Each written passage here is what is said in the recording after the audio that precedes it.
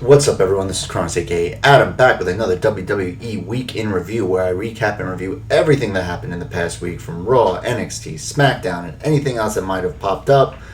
As always, don't forget to like, share, subscribe, comment, yada yada yada. Social media's down there. Check it out. I'm trying. So we have the aftermath of Summerslam, but we really don't even have any time because now we've got Payback tomorrow.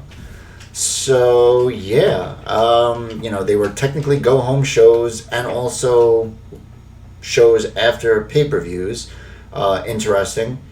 And so I'm just going to go through everything rapid fire because I also got to do my preview and predictions for Payback. I'll also do my review and reaction to it on Monday. So let's jump right into these shows. So we've got Raw. So this is the first Raw in the Thunderdome. Obviously, Thunderdome started with the go-home show to Smackdown. Drew's music hits. He comes out to the ring. There's a recap of the match with Orton. He asks for a thumbs up from the crowd to kind of make sure that, we get interaction with the crowd. Okay. Drew is mocking Randy. He's like, didn't you win the greatest match ever? What does that make me now? And what did I beat you with? A wrestling hold. Which was interesting because there were no Claymores. There were no RKOs. And, he won with an actual backslide. Interesting. So Randy, he knows Randy won't let this go and says Randy should step up again so he can kick his head off because obviously he wants to beat him up after what happened with Ric Flair.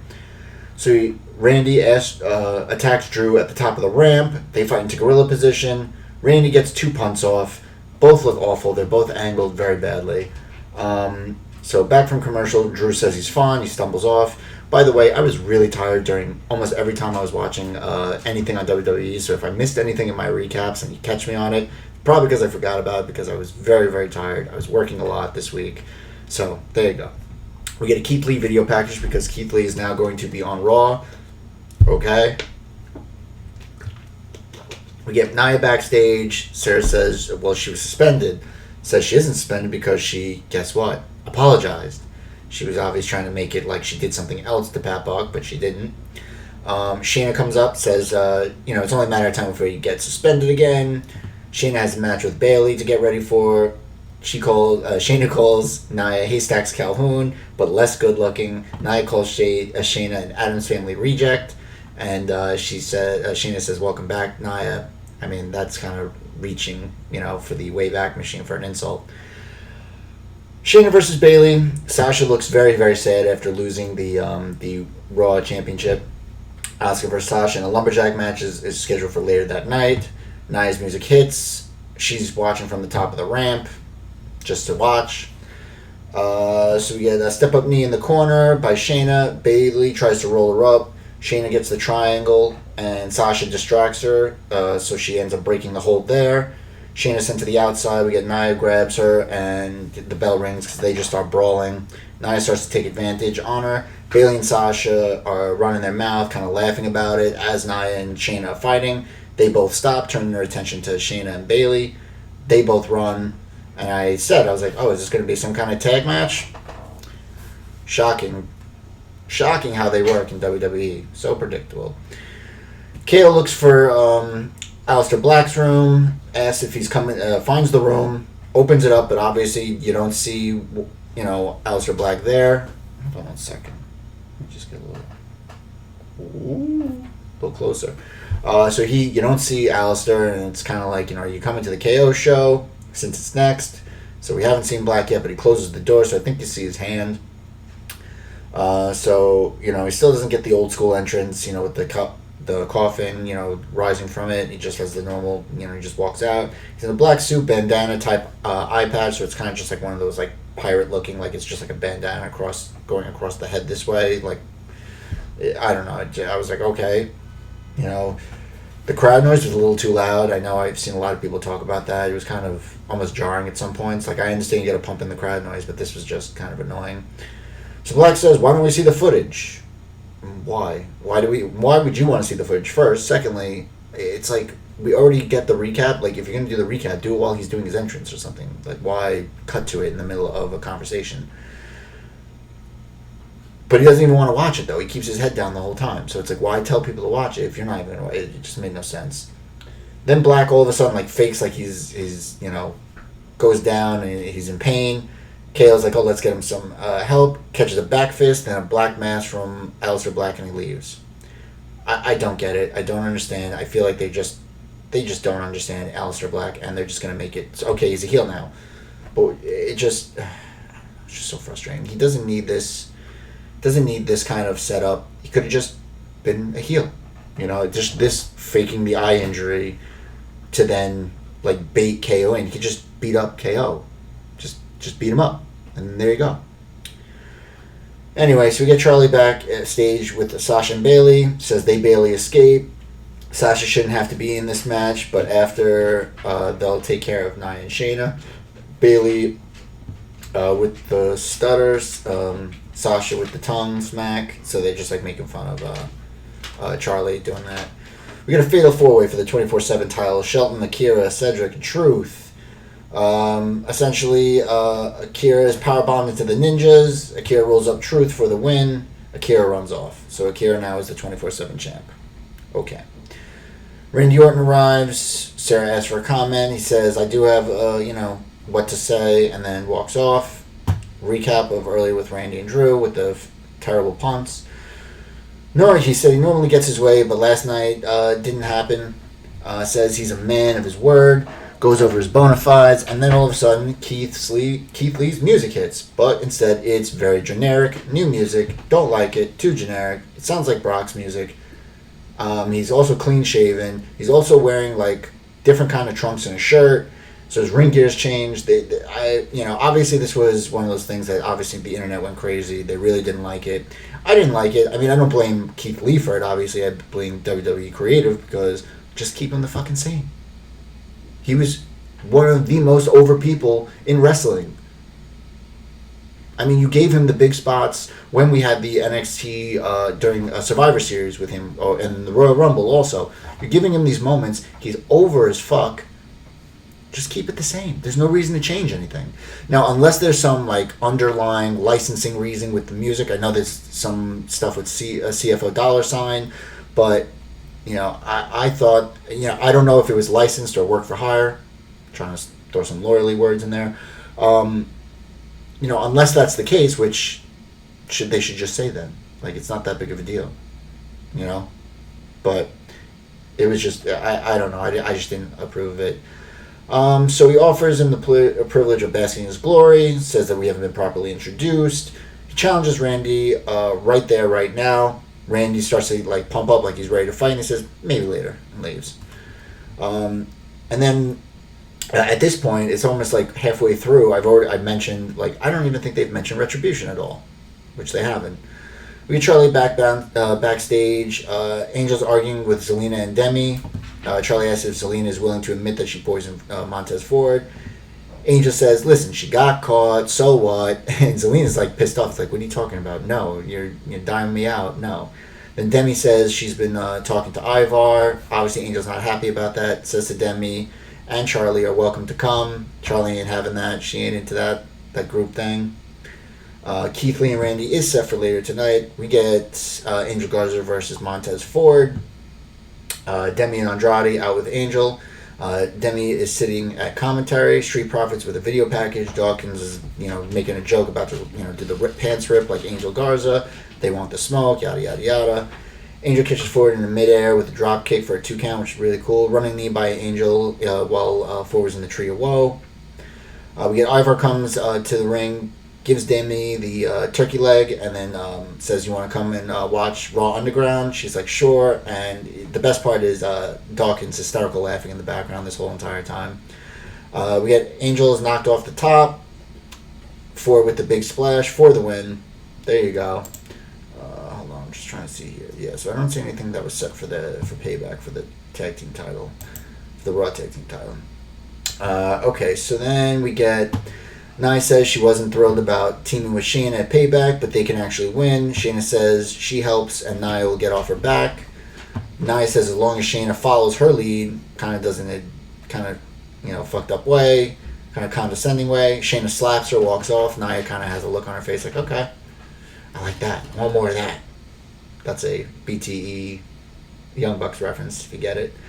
So Ruby and Liv come from the back. Bianca comes into frame. They're talking trash about Zelina. The Riot Squad they start trashing the Iconics. They clap at them, going like, we're gonna beat them up, or something like that. So we get the official announcement for the women's tag title at Payback. It's gonna be Bayley and Sasha versus Nia and Shayna. I honestly don't care because I just don't see what it does. So if Shayna and Nia win, then what? They're the tag champs. Like, you were building them up as this feud. Now it's like, what? Because you don't want either of them to be over the other, so you just put them in a tag team. I also realize there's no mention of Raw Underground at this point. We get a triple threat contract signing for the Universal title on Smackdown. I don't care because I just think that's stupid. Iconics and Zelina versus Riot Squad and Bianca. So there's no entrance for the Iconics. They're already in the ring. Ruby's thrown into Billy's boot for 2 count. Bianca in and doesn't let Zelina tag out. We get a glam slam and then a springboard moonsault. The Iconics break up the count there. Bianca gets a really stiff forearm. The KOD on Zelina for the win. Just felt kind of super quick in this match. Okay. I just, there's nothing really there. I mean, I like the Street Profits, Angel Guards, whatever, but like, how long is that going to go for? Are they going to have some kind of fruition from it? Bianca's already beat Zelina pretty handily since, so, I would have hoped maybe Zelina gets some kind of win in this to keep at least it, somewhat entertaining. Okay, Ricochet and Cedric are arm wrestling. Mark Henry walks in, says he needs the table unless they want to go against him. So MVP out asking what Cedric is doing. He says he's clowning around instead of going after Akira Tozawa for the 24/7 title.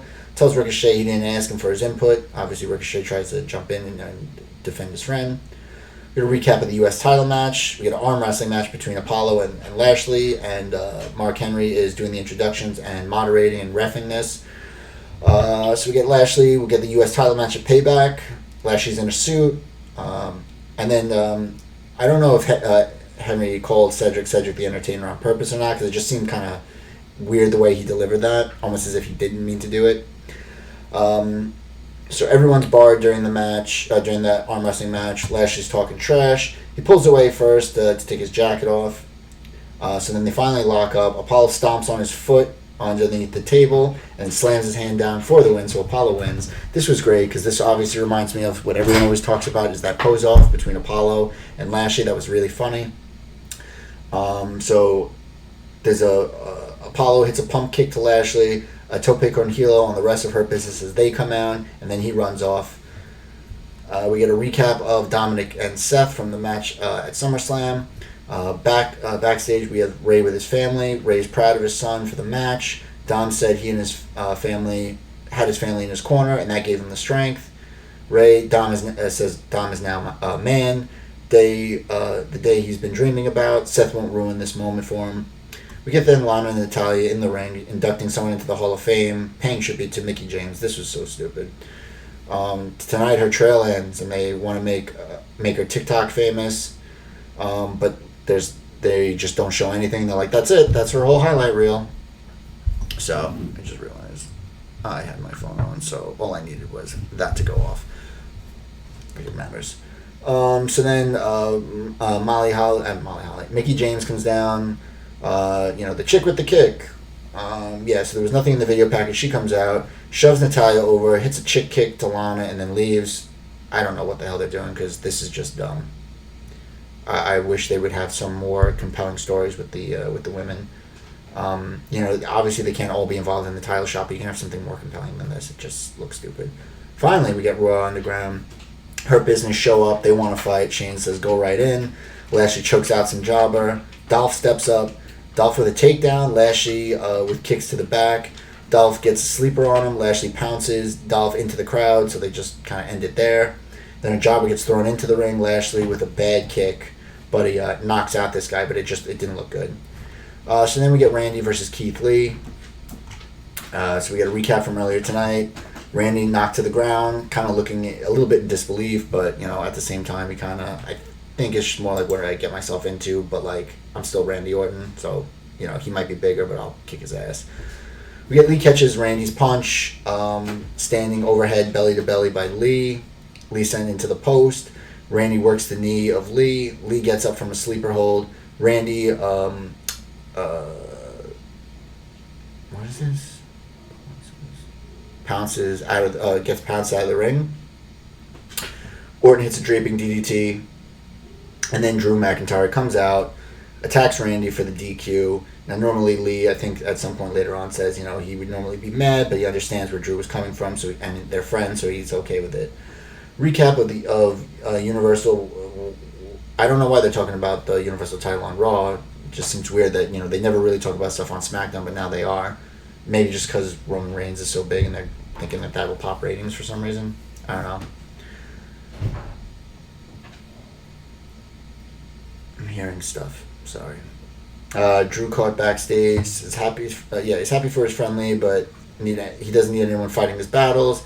Randy attacks him with another punt, and now he's kind of basically just like loopy or whatever. Charlie is by the trainer's room, trying to get a medical update on Drew McIntyre. I think either there or somewhere else. We find out later on. Raw Women's Title Lumberjack match. Asuka versus Sasha. Sasha sent to the outside standoff with Shayna and company. Sasha runs into a super kick.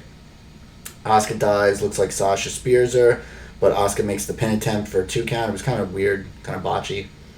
Ankle lock by Asuka. Asuka sent outside. Sasha dives and takes out the Riot Squad.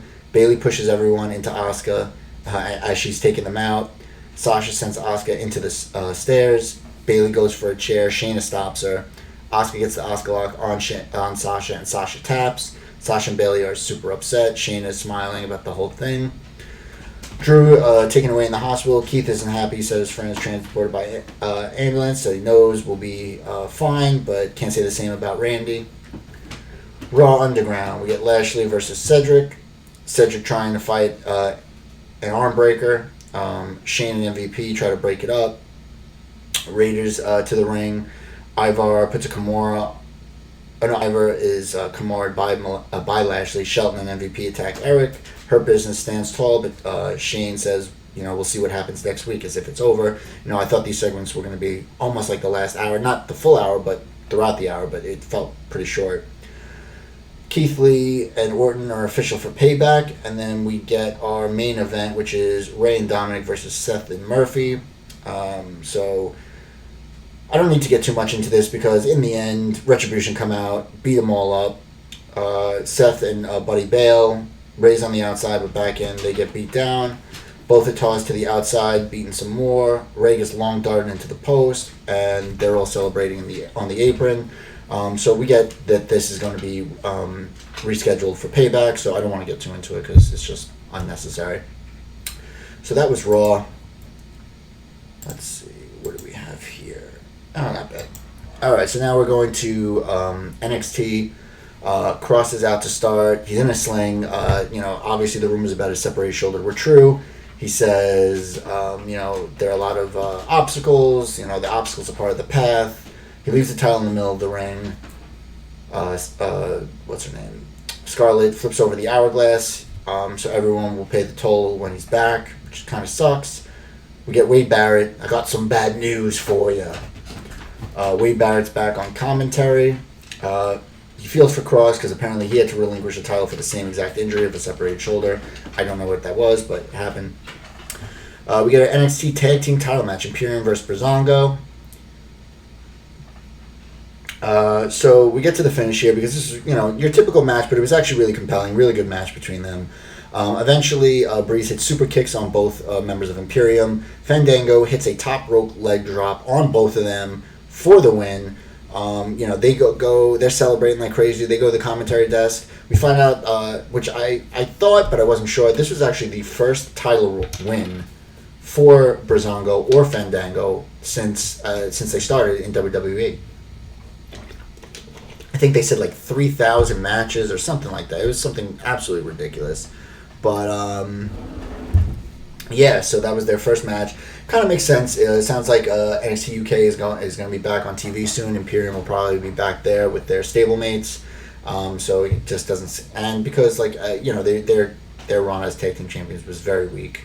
Just because they wasn't really there. Obviously, the, pandemic era.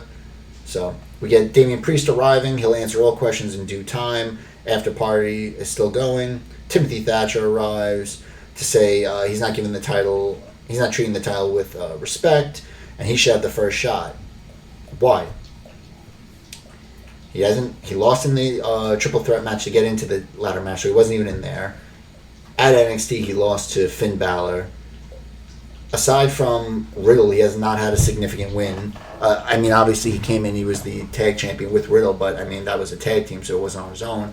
He has no reason to be a number one contender, so it makes zero sense. It hurts the standing, because obviously you should, if anything, have people who are in the ladder match that earn their way into the ladder match as an opportunity to have first shot.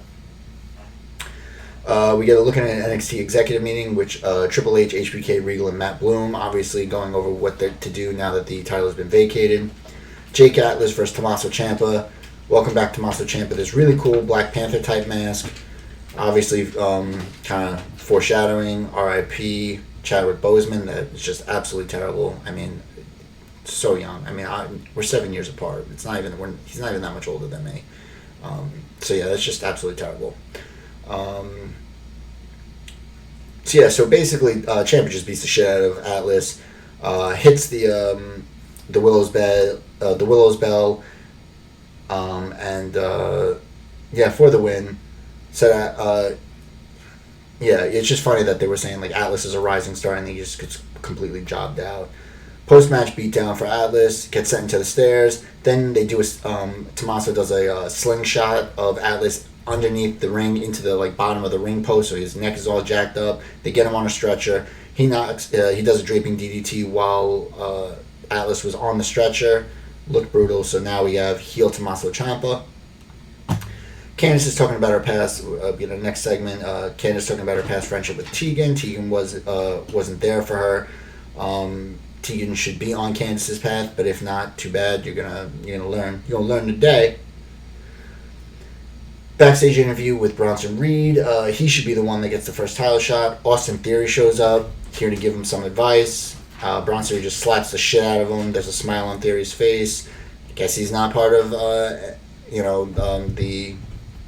what do you call it? The disciple of Seth Rollins anymore. I know there was obviously some rumors about some of the speaking out movement on Theory. I don't know if that's the reason, but at the same time, if they put it, if they felt that he didn't have anything legitimate against him and everything they investigated was fine, then why not put him back with Seth and Buddy or have him show up at Payback or something? Because it just seems stupid. He's going to come in, talk a lot of crap. Obviously, yeah, he said he was at WrestleMania as a 22-year-old, whatever it was. Impressive. He's going to get the shit kicked out of him by Bronson Reed. I mean, they've been pushing Bronson Reed, so if they give Austin Theory the win here, then it's just like, what was the point? Mia Yim was supposed to be Mercedes Martinez, so she's lost her best friend, and that's what Beth says, saying she can now focus on her, as if Keith Lee was distracting her, or she was a part of being a part too much of Keith Lee, but she wasn't. So I don't get that. So Robert Stone comes out, and Stone with the old lady glasses chain, which is absolutely incredible. Said he wouldn't let Mercedes come after what Ripley did to her last week with that crazy powerbomb. Shotzi, all of a sudden he's talking, then he falls to the ground, he's screaming. They pan out, and it's Shotzi running over his legs again with the tank. Absolutely hysterical. So Stone gets carried to the back with Aaliyah, and then so Shotzi takes the part of Mercedes, so it's Shotzi versus Mia Yim. It was just funny that she does the whole welcome to the ball pit when she's jumping on another girl's crotch area. Just kind of weird. They're showing respect to each other after some moves. Shotzi does her howling. Mia does a throat punch. She's gotta do it, a double dragon screw whipped by Mia, which was pretty cool. Mia with the bow and arrow. Shotzi with a reverse sling blade. Shotzi with the question mark kick and a Saito suplex for a 2 count. Snapdragon suplex by Mia. Eventually, Shotzi hits the top rope senton for the win. Almost landed on Mia's head, though. Mia looked upset. There's obviously rumors that she could be a part of Retribution. That would be interesting to see how she would mesh if she has any interaction with Keith Lee. Backstage with Regal, they came to a decision, and he'll inform everyone now. Backstage interview with Dakota Kai and Raquel Gonzalez. There's a match tonight. Will be a piece. The match tonight will be a piece of cake since they're together and they're unified. Real comes out to the ring, says it's going to be a fatal 4-way next week for the vacant title. The 4 pillars, 4 of the best that have ever graced NXT: Johnny Gargano, Tommaso Ciampa, Finn Balor, and Adam Cole Bay. And it's going to be a 60-minute Iron Man match. That is pretty wild because I've never seen any multiple Iron Man match, only a one-on-one match. So this is going to be very interesting to see what happens here. I don't think Cole is going to win just because they gave him such a long title run already. Gargano, I think... I just don't see Gargano yet because I think they're still fleshing out his whole heel persona. Ciampa could be. I think it's going to either be Ciampa or Balor. I feel like Finn should win because he just needs to do something at this point. He's done nothing but have these feuds. He wins them and then that's it. And they're not really impactful feuds. So, Balor confirms he'll be back next week, so that's interesting. We get the Cruiserweight title. Santos Escobar versus Swerve Scott. No Wilder Mendoza with Santos. Santos leaves the ring. This was actually a really good match. There's just too much here that I'm just too tired to really read about. Eventually, Santos Escobar gets knocked out of the ring. Actually, right before this, Swerve does a twisting tope con hilo. Wild and Mendoza come out to distract. Breezango come and beat them to the back. Deadlift German with a bridge by Swerve for a 2 count. Hits the house call, but only gets a 2 count. Does the JML driver, but Santos grabs the rope. Santos then goes to the outside, pulls a mask out from under the ring, but then kind of like fidgets with it. You could tell there's like a bump, like a unicorn type horn thing there. Headbutts Swerve, and then for the win. But it was just weird because commentary was like acting like, oh, there was nothing there, but you see a bulge in it, you see him fiddling with it, and then you see him do the headbutt. So like, I don't know, like commentary was like kayfabing, like it was just a normal headbutt. I don't know. So we get a Gargano promo, says he needs to fix and save NXT. Fate has stepped in and given him the opportunity. Finn, we get a promo. He's not a cornerstone. He's the centerpiece. Starts talking about marks, getting what they want, internet marks, and that's him as champ. Kyle O'Reilly versus Drake Maverick. Obviously, Drake Maverick called out anyone in Undisputed Era for the beatdown last week, or 2 weeks ago. So essentially what ends up here, Kyle O'Reilly gets a double knee bar, kind of like into a heel hook on injured legs of Drake Maverick for the win. It was actually a decent match, but like Kyle O'Reilly is just awesome. If they decide to break them up, I hope they give him a nice singles push. Post-match beatdown, but the odd part was like Kyle O'Reilly was kind of like, why are you guys doing this? Almost as if he was like playing like the face there, like don't do that. But it was just weird, like why would he stop them? So then we get what's his name? Killian Dane comes out, he cleans house.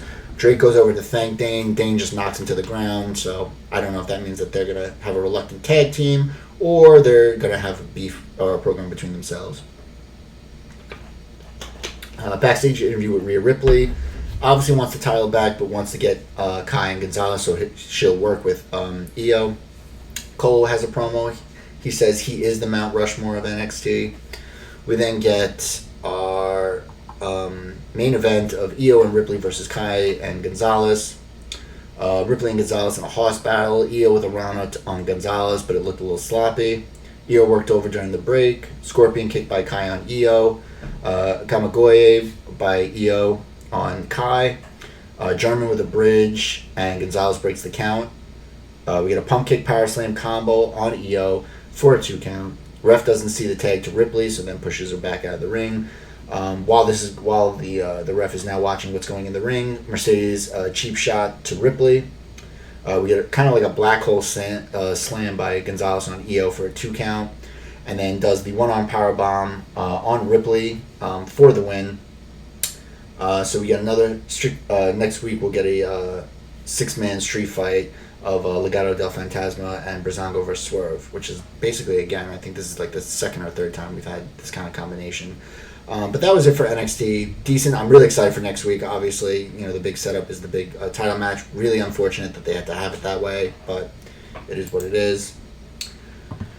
We then get Smackdown, and I thought this was the fucking drizzling shits. I just did not like this episode. I know some people thought it was alright. There were some good things with it, but overall, it just sounded like it was just written. I mean, Vince was there, so it could be that he was writing it literally on the fly.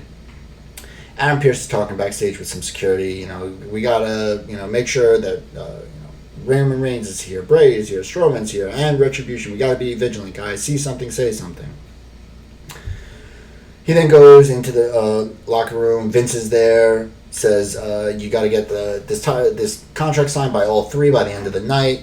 Gives him says, "Oh, well, why don't you find Bray?" And he's like, "Well, Bray's here." He's like, "Yeah, of course. Ask him and wear this." And he gives him like a suit bag.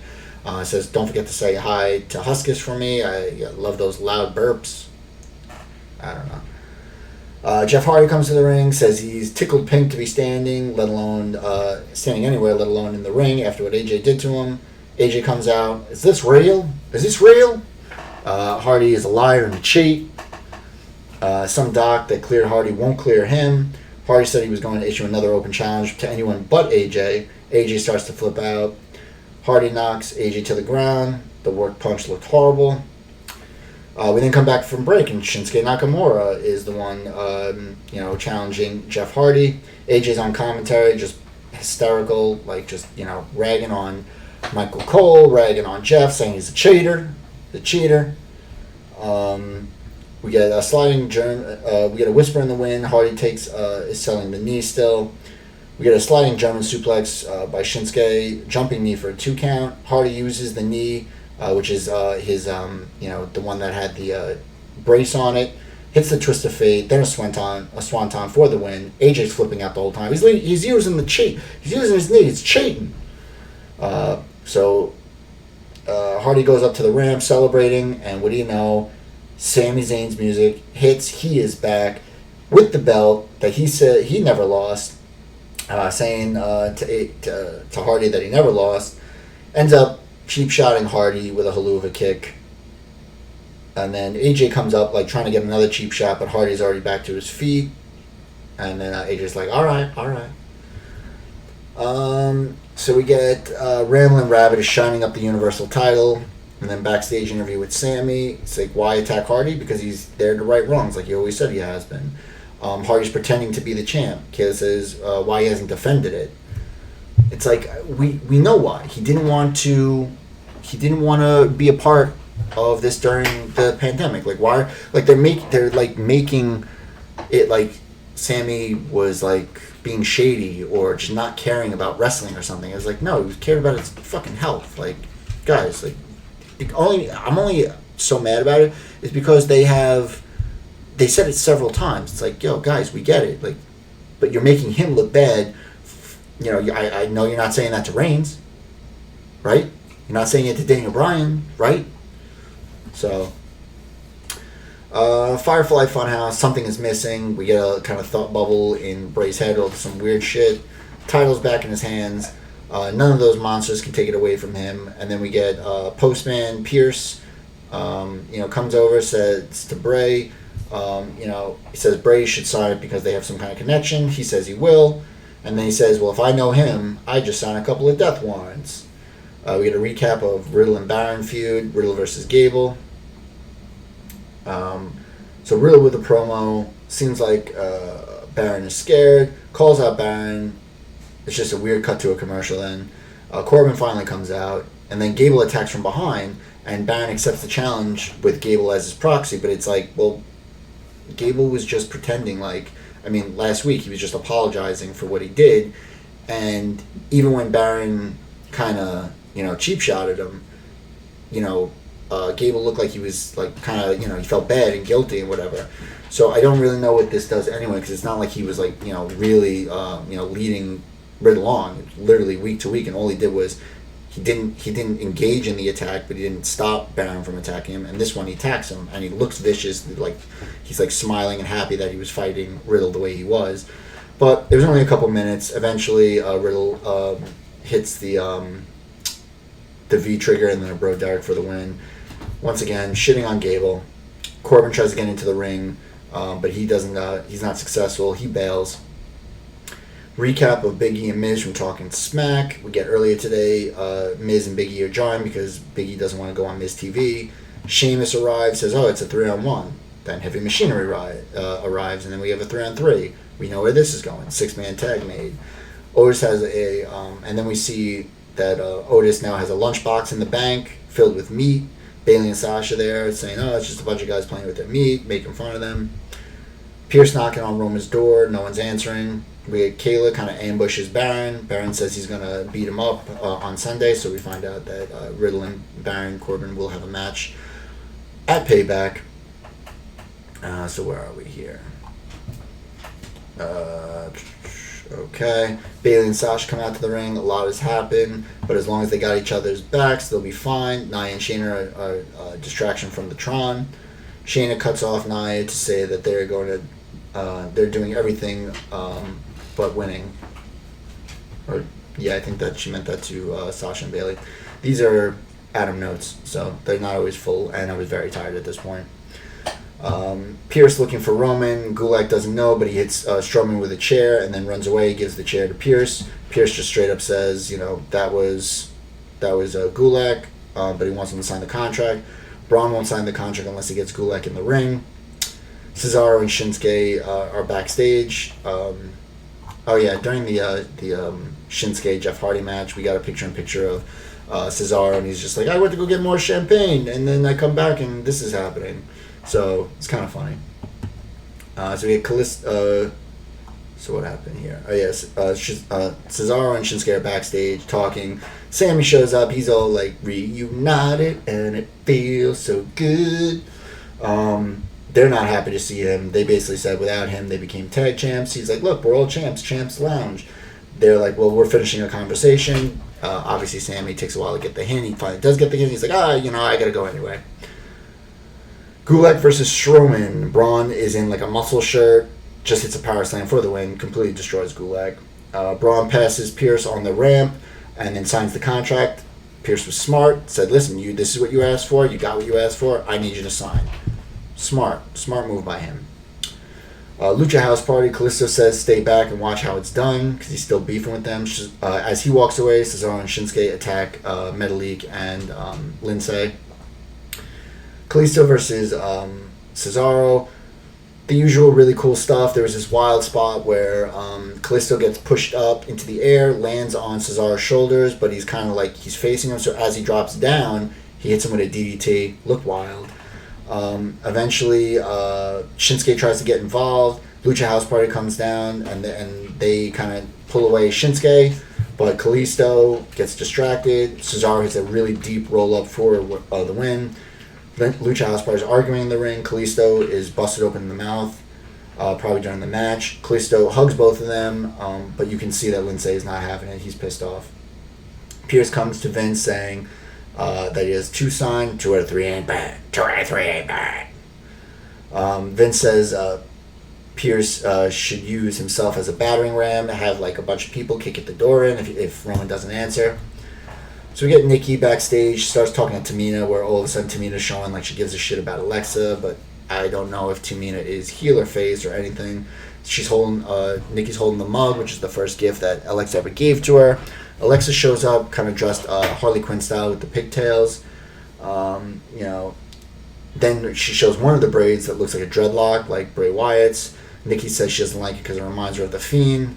Just saying The Fiend makes Alexa like stare off into the distance, and then she like flips out, says, I guess we're not friends anymore, whatever, breaks the mug, walks off. Tamina or Nikki, they don't understand what's going on. We get Miz and Morrison backstage. Apparently Morrison put a baseball on his foot and kicked it across one of those radar guns, and apparently he can kick 70 miles an hour. Sheamus walks out into frame and says, okay guys, what's the game plan? That's what you guys are talking about, right? And they're saying, yeah. They say, Big E's the powerhouse, so we can't get him in. Sheamus like, okay, that makes sense. And they say, Tucker. Tucker has the strength of 2, maybe even 3 men. We got to keep him on the apron. Okay. And he says, Otis, he's the wild card. You don't even know. So the best part is to try and just keep him away. So Sheamus is like, what? Like, this is so stupid. I'm going to walk away. And then they argue with each other, about, why would you say that? I just thought it was really funny. We then get our main event, Heavy Machinery, Big E versus Morrison and Sheamus.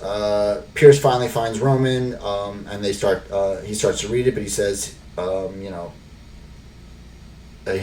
sign it after he reads it. Sheamus hits the bell to distract Tucker, but it made no sense. Tucker gets isolated. They won't tag in Sheamus. We had assisted disaster kick with Miz and Morrison for a 2 count. The official doesn't see Sheamus get tagged finally, so he makes Sheamus go out of the ring.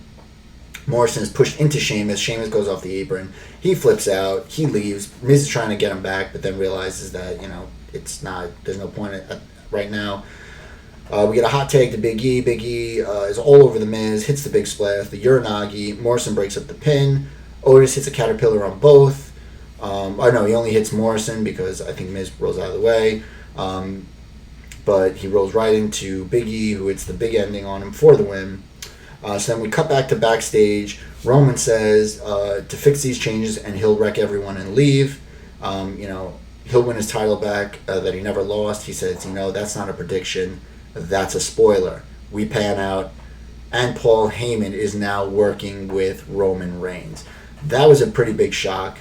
Did not see that coming. But I know that, Heyman over the years has said how close he was with Roman Reigns' family. He's even said things in, I don't know if it's Samoan or whatever the native language is, stuff that he's learned over the years.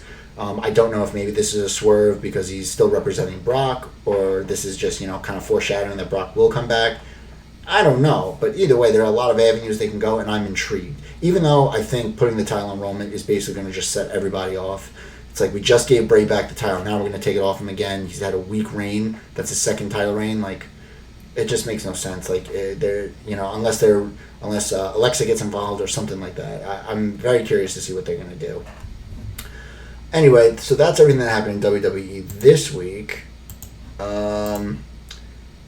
Let's see. I don't even know what I want to give this to because this was not a very good week for matches, to be very honest. But as always, I do my match of the week. I'm actually going to give it to the tag team title match on NXT, Imperium versus Breezango. I am a huge Breezango mark, both Fandango and Tyler Breeze. I think this was way overdue. I think Imperium are a great tag team, but I think they were just given a very bad hand of no real competition in the tag team division during a time when not a lot of people are watching with no fans, and they're just themselves. There wasn't a lot of lead up to it. Obviously, their match with Undisputed Era was overshadowed by the Pat McAfee Adam Cole feud that was getting started up there. So anyway, but this was a huge win for Breezango. I expect them, if they're going to lose the tag team titles, it'll be to Legado del Fantasma, who I'm sure are going to have a match against specifically. But it was a really good match, showed off all their strengths. Mendoza and Wilde are really, they were underrated, so I really like the spot they're in now. So there you have it. That is my WWE Week in Review. I'm also going to do a Payback preview and predictions. Just got the full match card, unless they change something up or add something to it, before, the actual pay-per-view starts. As always, don't forget to like, share, subscribe, comment. Social media is down there, yada, yada, yada. I'm exhausted, but I'm still doing it for none of you watching. So as always, be safe, love each other, and bye now.